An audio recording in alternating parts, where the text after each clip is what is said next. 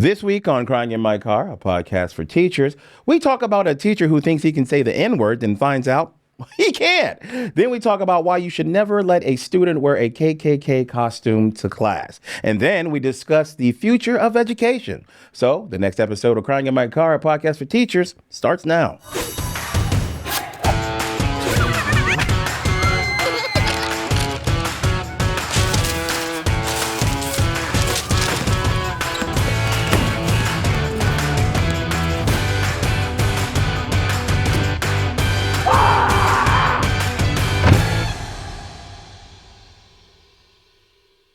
Hey everybody, thanks for tuning in to this week's episode of Crying in My Car, a podcast for teachers. I've got my good buddy, Mr. James Eon. He's a parent. I am. He's a comedian, and I am a comedian and a former teacher. I was in the classroom for 13 years. We're here to help you laugh a little bit and let off some of that stress of the work week. Now, recently, I remember I posted a video or Crying in My Car posted some sort of video about the classes. We received a lot of backlash and discussion about you. What was the argument that you had about the courses that needed to be taught in I was school? talking about life skills. I'm talking about the fact that we don't really teach them anymore. Bring back trades. Back in the day when I was going to high school, you could learn to be an electrician, a mechanic, and you could do stuff with wood shop. Yep. And I was thinking those are good professions. You can make a great living. Why don't we bring those back? Yeah, and so I thought the same thing. Yeah. I agree with you. I was defending in the comments a little bit. There's a lot. There were some younger teachers who were saying, "When was that ever a thing? When was that?" And you start to feel like a little old. This is the thing, okay? So I actually had and I didn't talk to you about this yet. Okay. I had a little bit of an epiphany. All right. I was typing and responding to somebody. I'm like, you don't understand. When I was in school, we used to do this. We used to have that. We used to do this. I think that, as I was typing that, I was like, maybe we are headed the wrong direction. Maybe. Really? And it sounds kind of weird to think that, but sometimes I sit here and I argue so much for public schools. Yeah. I argue so much for teachers, and I argue so much for the system that we had, but it was never a good system. It was never a great system. Okay. And I started to think, I sit here and I go, we should go back to this. We should go back to that. But that led to this. Got it. And it's like, are we just trying to repeat and spin the wheels? Are we actually doing these kids a service? Because right now, there's things in this world these kids are going to have to encounter that we're not readying them for. But it's not that we used to ready them for. It's maybe we don't even know what is out there yet. I mean, this AI thing has been changing the game. It really has. And a lot of teachers are disconnected from social media, and they don't understand, TikTok, and we I think as teachers are also disconnected with how much social media is really affecting children and them building their identity. I think there's a lot of psychology. I think there's a lot of things that we're not taking into account as educators. No. And also something that we're not preparing for. And I got to ask, your opinion and also the opinion of the people watching too. What is the future of education? Because I don't think it is brick and mortar. It's not. I don't think it's not. 6 classes a day. No. I don't think it is reading, writing, and arithmetic, that they constantly repeat, which these kids, some teachers don't even know what arithmetic is. They do not. And a lot of times I think we've gotten into that. If it isn't broken, don't fix it. But it's been broken, and we're not fixing it, and we're not looking to the future. So I just wonder, what is the future of education? As I was sitting there writing it, I was like, you know what? Wait a minute. Do we want to go back to the days of teaching kids how to cook when I literally go on Facebook and I kid you not, somebody said, this is a game changer. I was typing my response of going, kids need to learn how to cook. Mm-hmm. And in another tab I had open on Facebook, somebody went on ChatGPT and said, plan my food for the full week. I have this many people in my family, and this is the kind of stuff we like. And it gave them a full list of meals. And they said, tell me a shopping list for all those meals you just told me. And it did a full shopping list. And it was, tell me how to prepare those meals that you just told me that I need to cook for my family. I have all the ingredients. I mean, we're at a point where I think within the next 10 years, you and I are going to go, prepare the meal for Tuesday, please. And it will literally, Amazon will deliver it. You know, it'll already be the ingredients ready to go. I mean, we sit and joke George Jetson stuff, but I don't think we're far off, especially with the help of AI now. Amen. I think AI will get us there. Mm-hmm. So how do you compete with that as a teacher going, open your textbooks to page 472. We're going to learn about this. And by the way, it's a multiple choice Scantron test. And we're repeating stuff that's been there for 40 years. Are we really doing the kids a disservice, or are we just being complacent with what we know? Well, let me draw back and punt, man. Go back to the very beginning, what you were saying, because I was saying that kids need more life skills, needing learning stuff. I still believe in that, but what you're saying is, let's say we take the AI and it tells me how to cook. You're still going to need the experience of how to actually cook. No doubt. You're still going to need those kind of skills, is what I'm saying. So maybe. But right now, let's say the next 10 years, you're still going to need to know experience how to turn the stove on, how to boil water, how to make pasta and whatnot. What we're saying is there were certain opportunities in school for everyone. And here's what I mean by everyone. Not everyone's built to go to college. Mm-hmm. So we offered certain trades that kids could learn so they could go on and become productive parts of society and still make a good living, right? So what I'm saying is bring some of those things back. Not saying that the system we had back in the day was perfect, but there were some things that actually worked back in the day that I think we need to bring back. Okay. Now, going to the social media point. It's hard for us adults to understand social media and the impact it has on kids' lives because we, in fact, didn't grow up with it. So to us, it still seems like a toy, like something that we do for entertainment. Mm-hmm. But for kids growing up right now that I've noticed, it's their life. It's a personality builder. It is. I think we're forgetting that it's not. We experience social media from the perspective of this is how I live. And this is how other people live. Yes. They experience social media as this is how other people live. Is this how I should live? Yes. They're learning. They have a question mark at the end. Yes, always.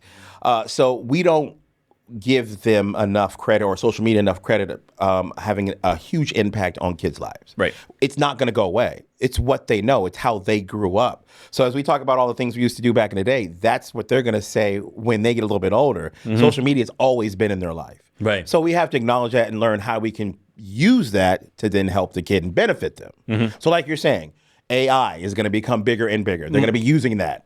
I got to interrupt you. Okay. Are we going to look back at this conversation 20 years from now and have like a moment where we, think about this. Okay. If there were podcasters in, I don't know, the 1930s, would they be sitting here going, we need to bring back blacksmithing?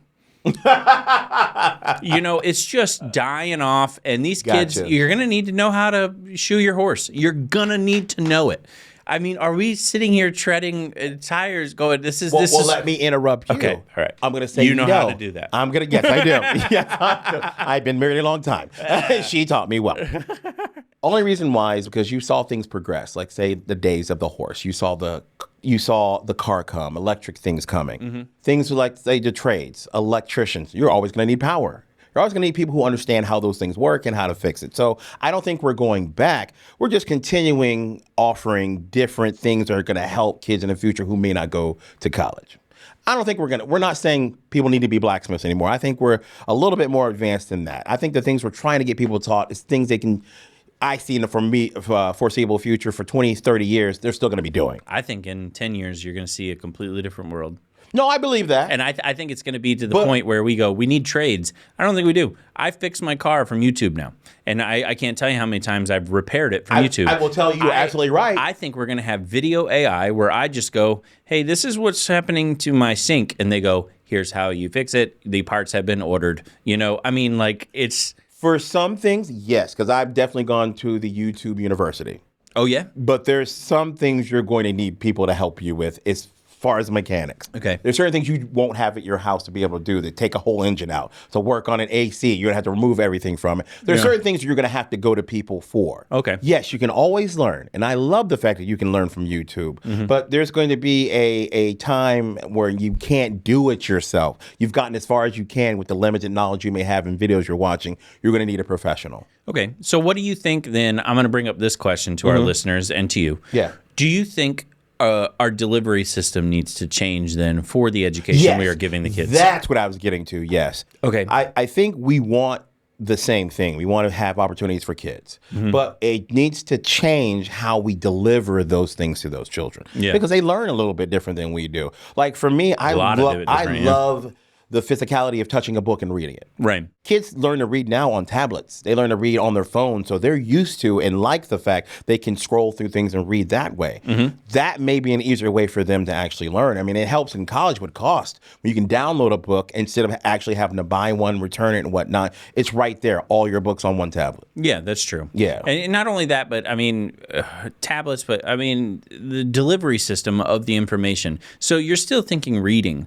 And I don't know that I'm thinking reading. What are you thinking? I don't think reading's. I'm It's not going to be saying downloaded right to their head at some point? No. I think that these kids learn less by reading and more by visuals. You know, Okay. they're the types that see these dances on TikTok and go, I can emulate that. I think they learn more by emulation and discussion and sharing and, basically, I think they learn more from the act of not necessarily doing things, but maybe watching people do things. They're more visual learners. But we all are. I think that we all have been. I learn best that way. Yeah. I honestly do. Like, you can tell me 1 through 10 on how to prepare a dish. I used to be a chef, and I'll read those steps. Yeah. But if you give me a 2-minute video and I watch you physically do it, I'll never forget it. And that's why I never understood. You know, I taught history, and I would show a lot of videos, and I would talk about it. I'd pause it, talk about it, and say, here, break it down and stuff like that. And I always got like a frowned upon. And I'm like,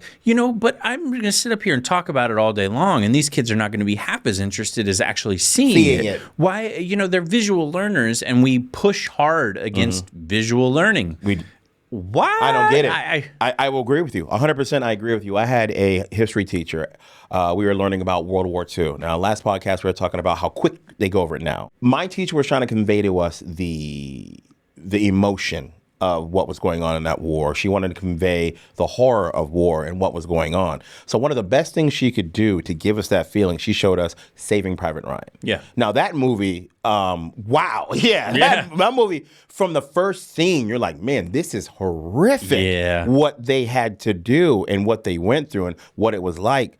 So we never forgot that. Like, we really got into the learning part of World War II because we had that visual representation, and it got us interested in asking questions, and we wanted to learn more about it. Yeah. So see, but there's just so many missed opportunities here that I think, when I look at the way we teach right now, I mean, think about a lesson. What if you did a TikTok lesson where the students had their phones? Yeah. And the students filmed videos of themselves and then stitched arguments together with them going, okay, I agree with that point, but I disagree with this point. In the way that they communicate with each other, what if they communicated in the classroom, among a discussion, a regular discussion? There's things that I was really taken back, and I don't know if you've ever heard of this, but there was a project, and teachers, do yourself a favor and look it up. I think you can watch all the parts on YouTube now. There was a project where they poured, I think, millions of dollars into a, not a documentary. It was a reenactment of a child going through World War II as a Jewish child in the ghetto in Germany. But they did it in stories on Instagram form, as if the child had a phone during World War II and was able to chronicle what they were going through in the stories. And they had full-on actors, sets, I mean, everything. Like, it is extensively, bone-chillingly, wow, that's exactly what it would have looked like, you know? And I think when I showed some of I didn't show the whole thing. I showed some of those clips to my students, and man, it was like you could hear a pin drop in there because it was something that they connected to. Yeah. They knew what stories were. They knew, and suddenly it was tying in their old way. And I feel like the future of education is in the hands of the kids, and we're still trying to push back on, well, when I was a kid. Gotcha. You know, I had to do, this is what we used to, this is how we've always, and I just think that that's not right. Oh, well, you just give us food for thought. There may be a different way. We have to think outside the box when it comes to teaching nowadays. But unfortunately, there's no room for thinking outside the box. No. Literally, like, we have to do the one thing we're not allowed to do. Yes. And that's the part that hurts. That's the challenge, man. And again, I just don't know that you're going to get through to these kids. I mean, my kids don't like school. It's not like, what? And that's baffling to me because they have fun, they do things, and they you would think that they'd really enjoy it, but I don't think it's I don't think it's connecting to them. Gotcha. And they're smart kids. Yeah. I just think that the way in which we choose to deliver, you know, the content and it's crazy to call it content, but if you thought about it from the content perspective, that might help. But it's the actual That's actually material. what it is. Yeah, it's content. Yeah, the way we deliver the material to the kids, I don't know that it's going to go well for public education. Gotcha. You know, maybe, and I hate to say it, but this is the truth. I sometimes think charter schools maybe are the way to go. I'm a strong proponent of public education because I love the teachers that teach it. But this is the thing. I don't think that the money's ever going to be managed right from the top. You don't ever think it's going to get where it needs to be. The funding's ever going to be there. I don't think that the freedoms that some charter schools have are ever going to exist in public schools. Wow. And maybe we do need to embrace private corporations with the best interest of the children to actually manage it correctly. Not a You know, if you have shareholders and you have people that get votes and stakes and I mean, and again, maybe that's wrong. Maybe that's the exact opposite direction we need to be heading. But I just know the way we're heading now, I don't think it's right. I just get like I had that epiphany. System. Yeah, I had that epiphany when I found myself going, well, we used to, and I was like, but it didn't work. It got taken away. Yeah. So I don't know. Maybe I'm wrong. Maybe I'm wrong. All right, my friend, you want to go into some of the teachers in the news? I love this part. All right, teachers in the news. We got a good one. Right off the bat, we are starting off with a heartwarming story. A special education teacher runs a half marathon with their student. A Pittsburgh teacher. Yeah. Decided. Yeah. Now, it's so funny. You got to hand it to news people because they're just so ready with the puns and the quips. Oh, yeah. A Pittsburgh teacher decided to go the extra mile. Yeah. Anyways, Mrs. Barton and her student, Sophie, who is nonverbal and needs assistance to walk, completed the Pittsburgh Half Marathon on May 7th. 13.1 mile course. Barton ran it and pushed her in the stroller the majority of the race, but later the child was able to walk across the finish line with help from the teacher. Finished the course in 2 hours, 43 minutes. Unbelievable. Wait a second. What? They did 13 miles in 2 hours? 13 miles in 2 hours, 43 minutes. I'm ashamed of what I don't drive that fast. Wow. That is impressive, man. Yeah, man. But what a cool message to send to your kid, you know, and if you're a teacher, what a cool way to involve the kid. Yes. You know, but yeah, that's pretty awesome. You know, you see those heartwarming stories and you go, you know what? That's what it's all about. That child will never forget that. Never forget it. No. And the parents, the teacher won't. You know, that's the kind of stuff that you see that you know, really warms your heart, and you go, this is awesome. All right, now the stuff that doesn't warm your heart, we're gonna go to this one. Students are defending the teacher who allowed a classmate to wear a KKK costume in class. Apparently, there was a project, and that project was to dress like somebody in history. Now, I had this project. Yeah. I dressed as Al Capone. which looking back on it, on the record that Al Capone has of, murder, extortion, racketeering, and prostitution, probably not the best influence. No. But as a child, I went as Al Capone, gave a speech as Al Capone to my class. There was, I sat at a table with other historical figures, the presidents and Frederick Douglass over here and all this other stuff. Well, somebody decided that they were going to go, apparently, as, I guess, the head of the KKK, or who did they, let's see who they were actually trying to dress up as. Nathan Bedford Forrest, the first KKK Grand Wizard. That's it. And so apparently the child tried to wear it to school, at which point the teacher stopped them and said, take that off. You can't come to school in a KKK outfit. And then apparently said you can wear it during the assignment. So during the assignment, when they all gave their speeches, this child put on a full KKK uniform. By the way, I don't know if you just have one of those laying around the house. If you do, that's where I want to know where he got it. Yeah, but my dad had it in his closet. It's amazing. Yeah, right. So, okay, that's my first question. But here's the thing, man. Dad was at the closet. Have you seen my? Oh no.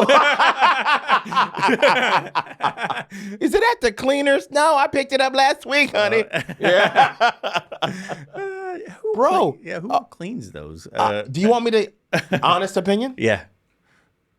There's a kid, and I'm going to quote internet meme, he understood the assignment. He went as somebody historical, and man, did he go all out.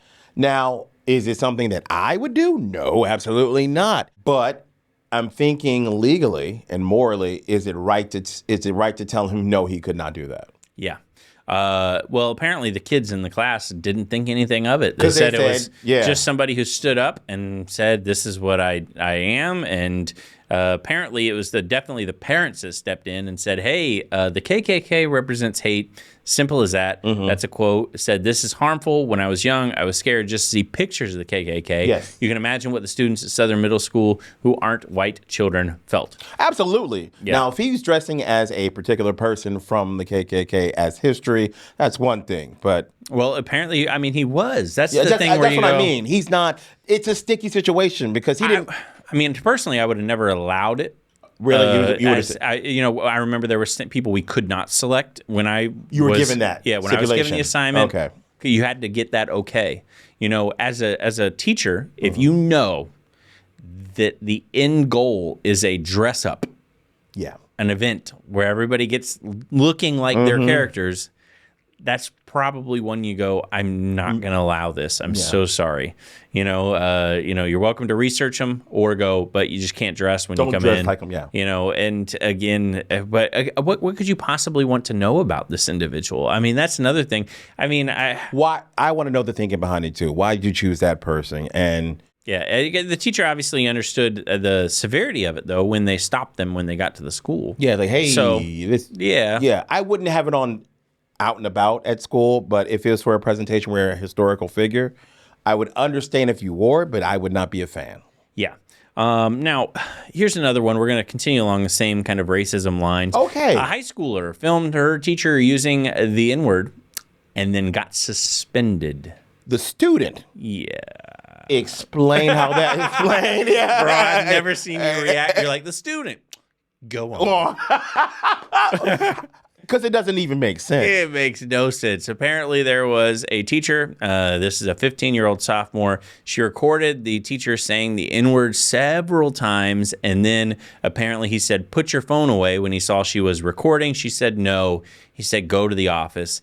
Days later, she was suspended for making the 55-second video, according to her lawyer. Lawyer up. Oh, yeah, I was going to say. Yeah. And challenging the punishment, demanding the district apologize. Said the sophomore was essentially acting as a whistleblower, collecting evidence on the authority figure's wrongdoing. And, obviously punishing the whistleblower have chilling effects. So anyways, so here's the deal. Apparently this particular teacher was in class and went on some sort of rant about how black people who are rappers can say it, therefore he can say it. Yeah, justifying his use of the slur, he told the student, although he doesn't like it and it's derogatory, he can apparently say it, and that's the way it is. And the teacher started to ask a question about it and about the N-word and use of it. And a student in the class said, don't say it right now, because as a teacher, if you want to keep your job, that's not something you say. This isn't a threat. And he says, I'm not calling anyone and used the word. Oh, my God. And he says, see, I can say the word. Let me speak. Let me say this also. Okay, He's ahead. fired, so apparently you cannot Not say the that. word. Yeah, that's my point. Lesson Learned. Yeah. But the thing is the student filmed it. The worst part about this is not even the teacher saying it, bro. Because there's people in this world who will use that ugly word and that's ignorant. Yep. They suspended the girl who taped it as a wit. Yep. You are asking for your job, Yep. to be taken from you. Yeah, and apparently the school responded that they are not allowed to film anything in class. It's a privacy issue. Well, how about the racism issue? Yeah, let's talk about that. Yes. I don't know about that one, maybe. But yeah. Because it would have turned into he said, she said if no one wanted to come forward, right? Yeah, apparently. Yeah. And so they uploaded the video in social media too. And yeah, so teacher's gone. He tried to justify the use of it, and she is suspended, but probably going to get an apology and possibly collect a check. Yeah. All right. This next one. Boy, talk about a curveball. Are you ready for this one, I'm James? ready. James, I'm going to read this story. Uh-oh. I'm going to read this story just the way I read it and let you experience the magnificence with me. Hit me with it. A photo of a middle school physical education teacher sunbathing without a shirt and appearing to be bare from the neck down on school grounds is getting shared on social media. They learned about the investigation because of the picture, which appears to be inappropriate. Several parents said it's unacceptable for this to happen on campus. I was a little bit shocked because it kind of strikes me as bad judgment to be laying around at work in front of a bunch of kids like that, said the dad of an 8th grader. Now, James, this is the part that kind of struck me. Okay. The picture making the rounds on social media shows a man laying on a track and field mat near the soccer goal. From a distance, he appears naked. Was not expecting the man curveball. No, like it's not, when you think like sunbathing, I thought and it from was the neck down, that whole description makes it sound. So apparently, the principal said that it's just simply a PE teacher who works out there, and he took off his shirt and had his shorts rolled up a little bit to get some sun during his planning period. Gotcha. So Yeah. Huh. And apparently the father, I talked to his daughter about it, said she'd seen this before. She said he lays out there all the time. That he might be at PE doing stuff around the track, and he'll just be laying there, and the teachers will say, just don't look over there. Oh. So apparently it is uncomfortable, whatever this is. I have not seen the photo. I just don't think I don't think it's right, but I mean. Okay, here's the thing, though. If we make students adhere to a dress code, oh, yeah. we do that. Okay. Then it's only fair if we make teachers do the same. You can't have anything on or off that might make people uncomfortable. There's reasons that there's guidelines in place. So if we want to be fair all around, he shouldn't be doing that. I would agree, from that perspective, from that angle. Mm-hmm. Absolutely. Now, I don't know. The thing is that it's a guy with his shirt off. Yes. I will say this. I've gone out to PE and seen many male students running around with their shirts off. Oh, I didn't know that. Yeah, so Okay. and football players, oh my gosh, the second football is right. Their pads are off. Their pads are off. Mm-hmm. They're just walking around, in little tights and stuff, and with their pads off and no shirt on. Yeah. And nobody says a thing about that. That is true. I mean, that is true. Yeah. So I mean, again, if he's on his planning period, you wanted to get a little sun on his planning period. Mm-hmm. I'm kind of on the fence about this. I hear you. I'm kind of on one side and going, okay. Then I'm kind of on the other side going, probably not appropriate. If the kids are seeing it, there's got to be a place where the sun is that the students aren't. Maybe a different place. Yeah, go out to your car and lay on the hood or something. I don't know. That looks more appropriate. She's my cherry pie. All right. This last one, my goodness. Party on. So here's one of those that I reacted one way. Uh-oh. I did a little bit of investigation, and maybe I think I react a different way. So actually, I hadn't read this book. I've defended the book bans in Florida and said I haven't defended it. I've spoken out against them. The book bans. I don't like it. Not a big fan of the book bans. No. Parents call the police after an Illinois teacher offers an LGBTQ book to their students. Oh. Yeah, this is an Illinois teacher. She's been apparently working for 20 years. Middle school students. Okay. Middle school students. And she said apparently she had a book tasting where it was you sample this, you sample that. Okay. There's a wide array of fiction and nonfiction titles, including Juno Dawson's This Book is Gay, which became the center of a massive controversy when parents called the police over this book choice. Gotcha. Yeah, so this teacher says, I wanted to give them a smattering of fiction and nonfiction to choose from. I hear it in your voice. I heard the sigh. Because instantly, I'm like, look at these anti-gay parents that are out there trying to ruin these kids, this and that. Have you read the book? I have not. Uh-oh. You read the book? So I have not read the book in its entirety. I have a little bit of a different feeling on this after seeing the book. Really? So I've heard of the book. Okay, so have I. I've heard that it's being banned in schools. These are middle school kids. Yes. Okay. I looked up the book just because I was curious. I said, what is the controversy around this book? Okay. And now I wouldn't have called the police, but as a parent, if I knew my child was reading this book, I think I'd actually be a little upset. Really? Yeah, because this book has chapters titled The Ins and Outs of Gay Sex. Okay. And when I say it says the ins and outs of gay sex, it literally has pages, and I really hadn't seen this before, that I think should be discussed in a sexual education classroom. I would agree. Not Okay. just generally handed around the class. Gotcha. Where it says, these are your testicles and they need to be treated with loving care. These are your nipples. Lots of guys like having their nipples played with. They're mega sensitive. Here's your bum, and up your bum is this gland, and when it's massaged, It feels just right. It's sensitive and responds to being played with. Okay, that's different. Yeah, 'Cause you're so they actually have a full diagram of the woman's parts and where to lick. But see, that's the thing. You're not teaching the reproductive part of sex.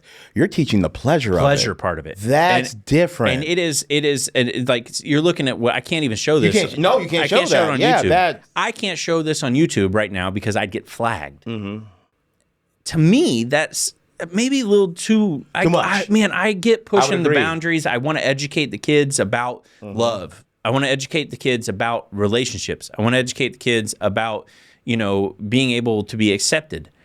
I don't think it's within our right as a teachers to educate the kids on how to pleasure somebody else. That's basically an educational Kama Sutra. It is. Think about that. And this is the thing. I'm not. It's not that the book is gay. No, that's not the point. It's just the fact that there's so much sexual graphicness. I was actually taken back. I was like, I thought I was looking at the wrong thing because I've heard so many of this thing. I've never spoke out and gone, that book. I've never said the book by name. I don't like banning books. I don't think this book should be banned. Gotcha. I don't think it should be banned. I think it should be in the library, in the public school. I think that you should have to maybe get a parent's permission to check it out. So did I. So I remember when I was in school, I had to get parents' permission to check out Forrest Gump. Yes. Forrest Gump had a lot of curse words, had some sexual scenes in it. Yes. It had a little sticker on it. Could I pick it up as a kid? Yes, I could pick it up. Could I check it out or read it in there? No. It had a sticker on it that I had to go to the lady and go, I'd like this book. And she would go, okay, no problem. Can you have your mom fill this piece of paper out and get it back to us? And as soon as we see her signature and that everything's fine, we'll give it to you. Sounds good. I think this is one of those books that maybe needs a little bit of a signature, a little bit of a preface, some discussion needs to happen. Is it something that parents can talk to their kids about? Yes. Is it something that maybe should be discussed in a sex ed class? I don't even know if this is appropriate for sex ed class. Yeah, I was going to say this is not more about the education of the reproductive system. This is about how to pleasure someone. Dude, I'm going to read this. Although women do not have a prostate gland up their bum, some women like having stuff poked up there too. Okay, that's not. That is, I mean, that's literally that's not. A line in there. That's got it. This part of your body responds to being stroked and kissed. Mm-hmm. This is the G spot located just inside. This is the existence of it's the. Okay, first off, this book is the not. existence of this is a sexual holy grail, and. Devin. Women enjoy having different things inserted. Okay. I mean, all right. Wow. Man. Okay. I can't keep going because we'll get flagged. Yes. I thought when I read this article, I was like, man, I'm coming to bat for this teacher. Yeah. I don't know that I am. Gotcha. And I feel terrible saying that. I'm sure we'll get some hate mail. We're going to get some comments on this one. But I can't just rightfully go, yeah, pass this around. Because I'll be honest, if I didn't know what that book was about, I'm 12, 13 years old. Yeah. And I see that book, I'm going, oh, yeah, a book about being gay. Yeah, sure, this is harmless. Let me open. Oh. And there's things in there that I learned. Yes. I'm 38. I was like, oh, that's what that is. Oh, yeah. That's what that does.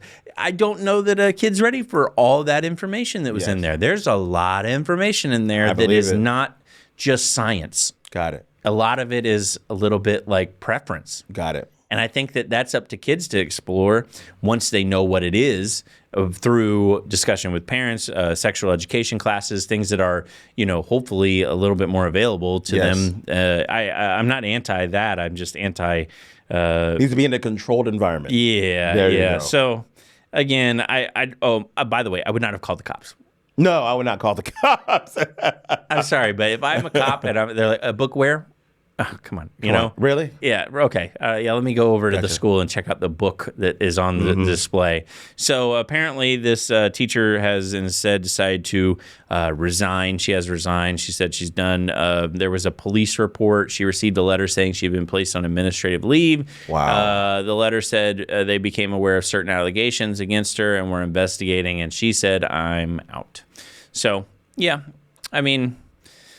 I don't know. I sometimes I think, too, we're quick to jump on the bandwagon of going, yeah, I support this, I don't support that, and I don't think we know exactly what we're supporting until we do the investigation on it. Well, it's a good lesson for parents, man. Don't judge a topic by the headline. Yeah. Research the books. Yeah, research the book, find the G-spot. Oh, it's there. Good Lord. Yep. I can't even find a good parking spot. Oddly enough, same spot. Yeah.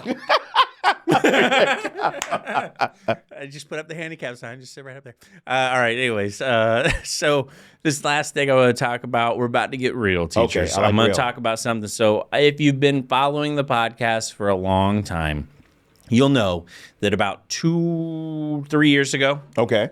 Gosh, you've been around a long time. 2 or 3 years ago, I did the Crying in My Car Weight Loss Challenge. Now, the Crying in My Car Weight Loss Challenge is a group on Facebook. You're welcome to join.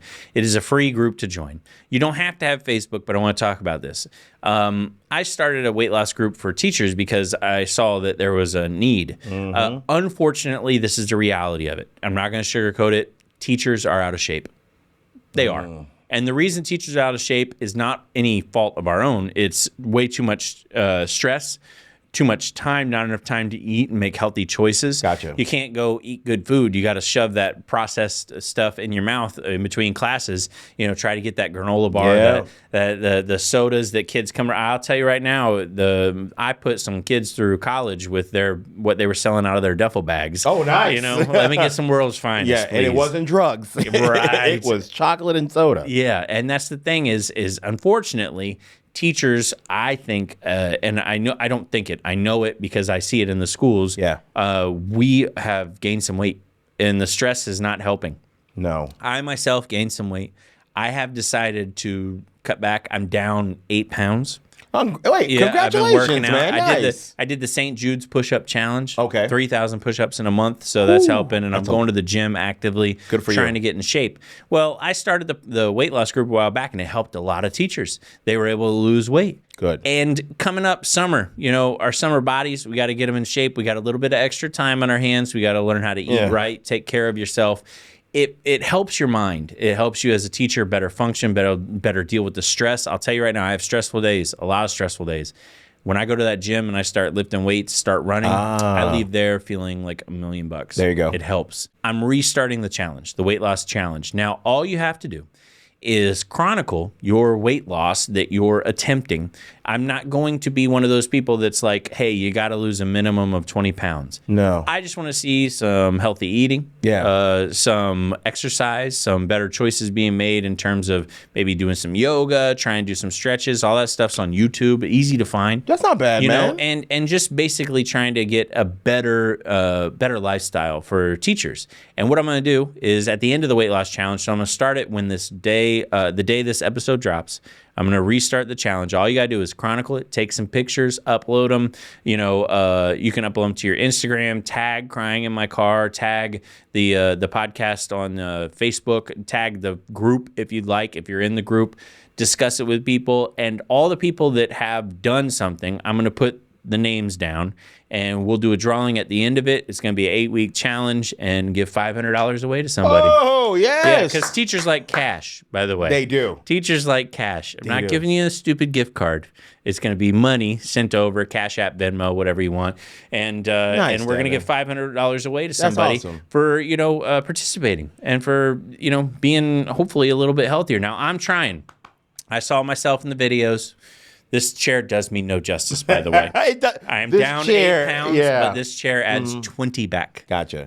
But I'm trying to get in better shape for the tour, running a little bit, and I want to hopefully help people get back. I want to say thank you for doing that, because people, I think, do better at weight loss when they have a team. They have people they can do it with. And a goal. You lost weight. A lot. Because you had a goal. What was your goal? To ride roller coasters. That's true. It's the truth. Yeah. I couldn't fit on certain roller coasters because they have a bar that you have to get past a certain point, and I would always sit on the test seat they had, and I'd be embarrassed because I couldn't get it to the green light. It would always stay red. Yeah. So I wanted to ride roller coasters. I wanted to face my fears, so I had to lose weight. So, I started big. You remember me. I was 350 at some point. Yeah. I look at some of those old photos of us, and I'm like, yeah, man, you lost a lot. I did. Now I'm down to 260, man, wow. from 350. Congratulations. Man. That's awesome. Thank you, man. Now, I want to give people some motivation. What did you do? Intermittent fasting.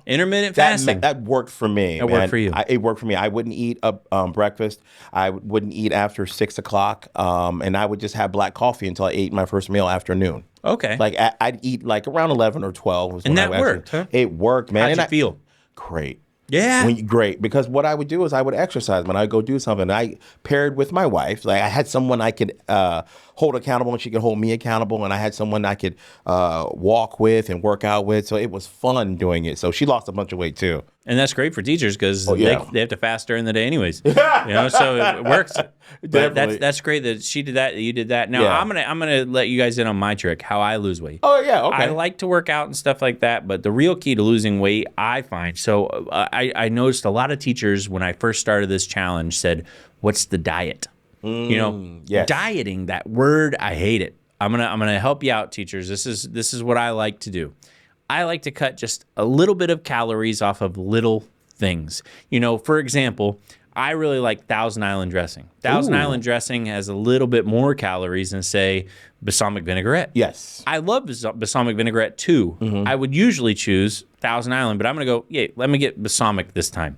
I would see things like on menus, so you can always see the calories. Yes, you can. I'd walk up and go, what do I want? And I would look at it and go, I want that fried chicken sandwich with the cheese and the French fries. Yeah. And the bacon, and I go, I want that. And then I would look at the calorie count and go, okay, next step.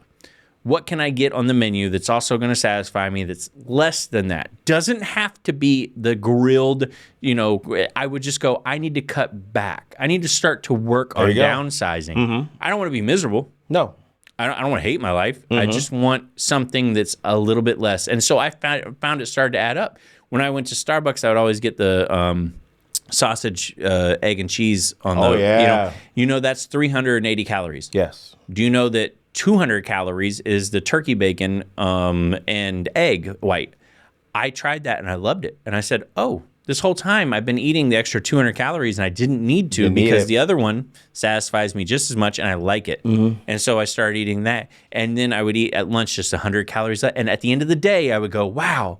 So if I cut 200 here and 100 here and 150 here and 100 here, I actually cut an entire meal Yes, out of you the day. do. I cut Yes. out 800 calories. Yes. And so that's what helped me. So I'm not saying diet. I just teachers. I know you're listening, and a lot of you out there are like, you know what? He's right. I need to get in shape. Don't think extreme.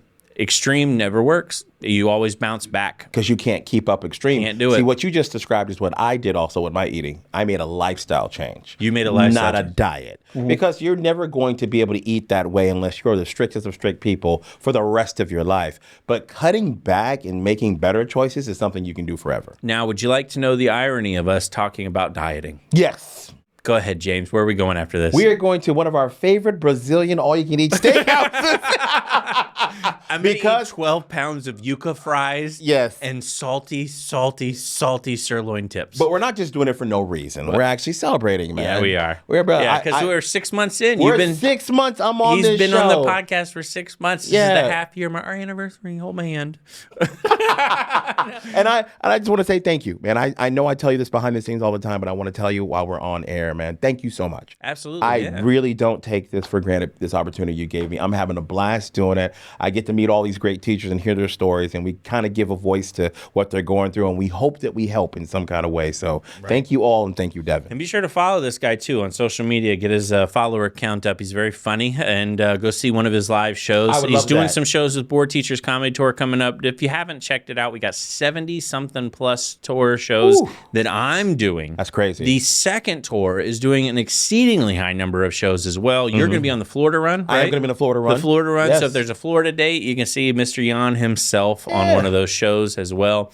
And you also have a TV show. I do have a TV show. It's a late night talk show. It is called The Lowdown, starring me, Mr. James John. We get to have fun. Before you go to bed, you just tune into us. We have a great time, give you a lot of energy, got a lot of performances. We make you laugh. Then you can turn in and have yourself a good night. Awesome. Be sure to check out me at devincomedy.com. Don't forget as well, in August and September, there's a lot of people coming back to school, and there's a lot of boring professional developments and keynote speakers. If you want somebody who is going to liven up the mood, make you laugh, and also be very professional, I've gotten nothing but rave reviews, hire me. Tell your your district supervisor, your principal, hey, we got that speaker in August. Maybe switch it up and have a comedian teacher come on out, and I'd be happy to. My August is almost already full. I was talking to Gary Brooks. Oh. He's booked through 2024, 2025 Wow. even. Like he's booking like 3 or 4 years out because when a school gets a comedian, some funny stuff like me They or want 'em Gary, back. they love it. So, Perfect. yeah. All right, guys, thanks so much for tuning in, and hopefully we'll see you next week for this edition of Crying in My Car, a podcast for teachers.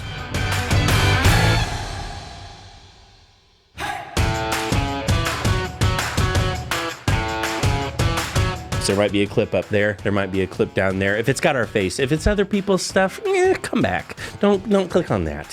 But us suggested things. That's us crying in my car. Devin Siebold, James Jan, Board Teachers. Watch. New trailer for Indiana Jones. No, don't do that. Don't do that.